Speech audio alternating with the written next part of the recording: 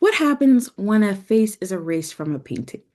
Is the image destroyed, or does it become something even more powerful? Today, we're looking at one of the most famous examples of political image manipulation in the ancient world, the Sevran Tondo. This small painted panel from the Roman Empire shows the imperial family of Septimus Severus, but one face has been carefully scrubbed away, the face of Geta, murdered by his brother Caracalla. The image still exists, but its meaning has been violently changed. It is no longer just a family portrait. It is a record of political rupture, dynastic conflict, and deliberate memory control. The Tondo is powerful because it shows us that images in the ancient world were never passive. They were active participants in politics. They could honor, legitimize, condemn, and erase. And when rulers wanted to rewrite the story of power, they often turned first to images. In the case of Geta, after his murder, his memory was attacked along with his body.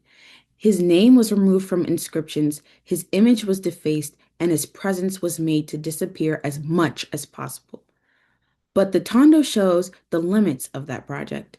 Even with Goethe's face gone, the painting still reveals that he was once there. The erasure is visible. In a strange way, the act of removal makes the political violence impossible to ignore. This is where the idea of memory sanctions becomes useful. Rather than treating image destruction as simple oblivion, the sources show that it often worked as a public statement. It was not only about hiding the past, it was about reshaping it. That is where some people describe them as a form of creative memory. So instead of asking, why would someone destroy an image? We should ask, what did the destruction achieve? In the Roman world, the answer was often political.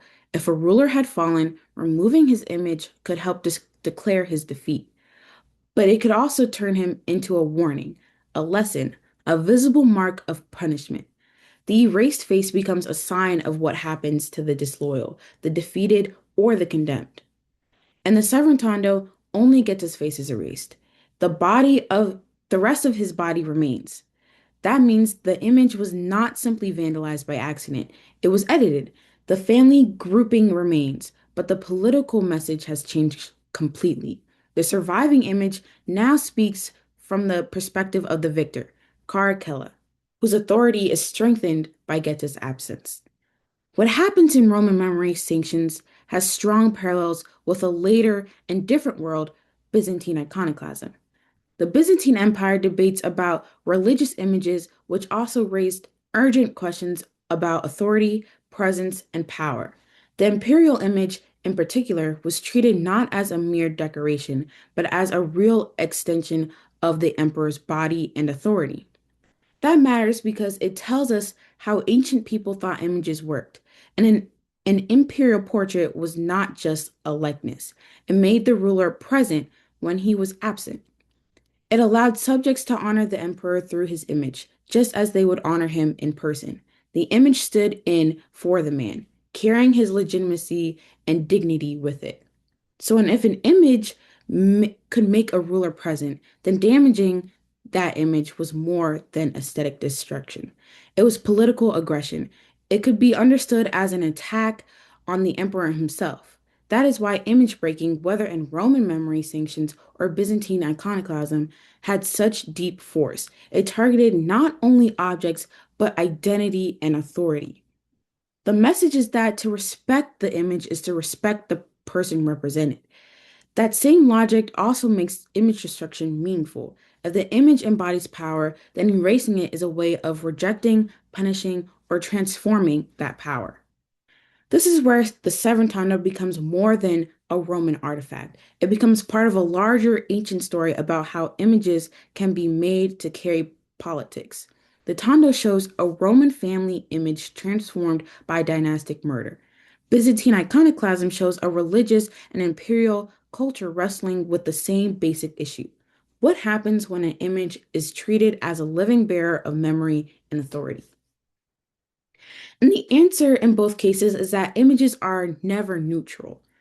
They can be used to preserve memory, but also to police it. They can honor the living, but also condemn the dead. They can show continuity, but also mark rupture. And when they are altered or destroyed, they do not varnish from history. They become part of history in a new and more dramatic way. That is why the Sevran Tondo matters so much. It is not simply a damaged painting, it is a political act frozen in wood. The missing face of Geta is a silence that speaks. It tells us that power in the ancient world was not only exercised through armies, laws, and speeches, but also through images and through the control of what images were allowed to remember. So when we look at the Tondo, we are not just looking at a family portrait with one face missing. We are looking at a struggle over memory itself. And when we consider iconoclasm alongside it, we see that this struggle was part of a much broader ancient pattern. The belief that images could hold authority, threaten authority, or help remake authority after political change. The ancient world understood something that still matters today. If you want change, if you want to change how people remember power, you often begin by changing the image. And that has been our episode for today.